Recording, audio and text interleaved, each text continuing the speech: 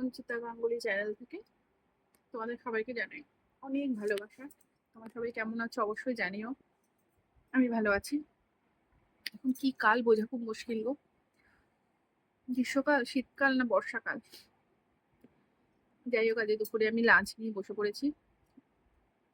আজকে শাশুড়ি যেহেতু এখন আমার কাছে আছে, শাশুড়ি অসুখ ষষ্ঠী, ষষ্ঠীতে নিরামিষ খাবে, ভাত খাবে না। তো বানিয়েছি দেখো ডালিয়ার খিচুড়ি, বেগুনি আর দই ছিল, দই নিয়ে নিয়েছি। এই হচ্ছে আমার ভেজ লাঞ্চ প্ল্যাটার। বাইরে ওয়েদারটা কি বিচ্ছিরি দেখো।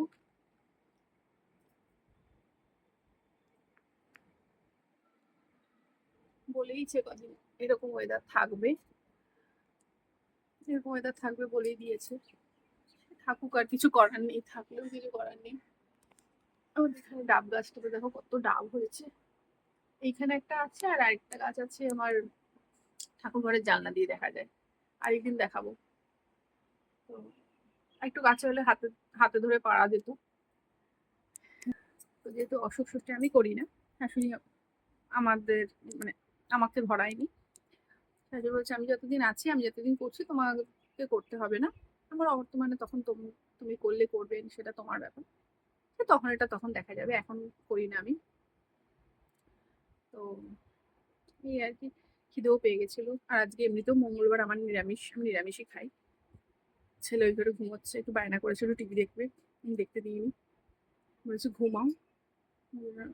ঠাকুমার সাথে গিয়ে ওই ঘরে ঘুমাচ্ছে, আমি এই ঘরে খাচ্ছি।